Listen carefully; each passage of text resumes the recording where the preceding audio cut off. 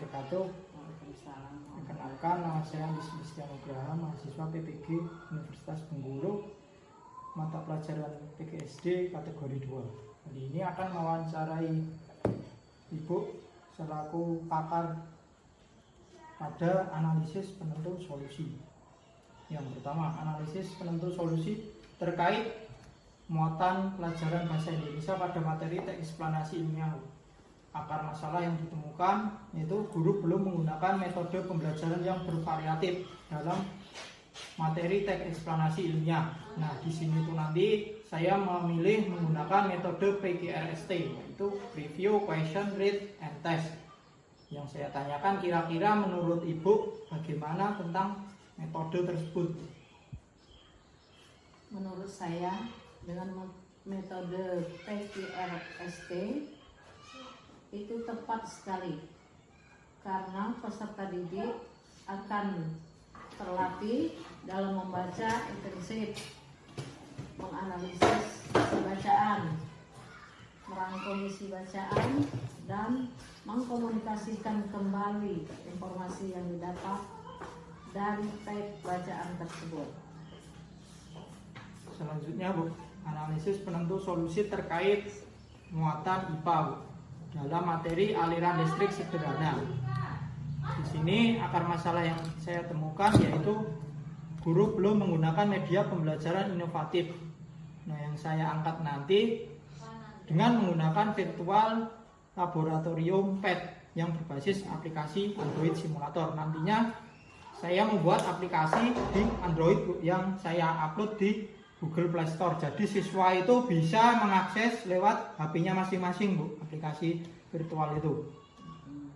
Jadi ketergantungan anak untuk bermain HP hanya untuk game online ini bisa terganti untuk media belajar. Saya pikir seperti itu. Nah, menurut Ibu kira-kira media itu cocok atau tidak, Bu?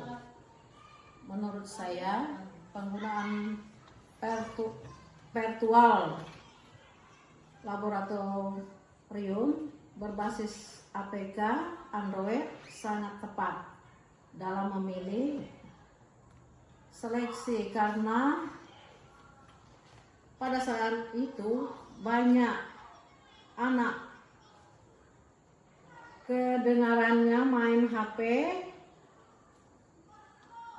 dengan menggunakan APK simulator Android tersebut bisa dimanfaatkan sebagai upaya pemanfaatan HP sebagai sumber belajar peserta didik. Selanjutnya, analisis penentu solusi terkait muatan pembelajaran matematika, yaitu pada materi menghitung luas dan keliling lingkaran. Akar masalah yang saya temukan di kelas 6 itu guru belum menggunakan media pembelajaran yang tepat. Nah, di sini saya memilih media pembelajaran manipulatif dengan mengombinasikan video scribe. Nah, alasan saya memilih media manipulatif ini agar peserta didik bisa berpikir konkret, Bu, yang sebelumnya hanya berpikir abstrak, melihat gambar, melihat bahan ajar, melihat buku pembelajaran, dia belum bisa berpikir nyata atau real. Menurut Ibu, media pembelajaran seperti itu cocok atau belum, Bu? Dengan media manipulatif saya kira tepat karena dalam pembelajaran matematika langkah awal adalah menjelaskan konsep.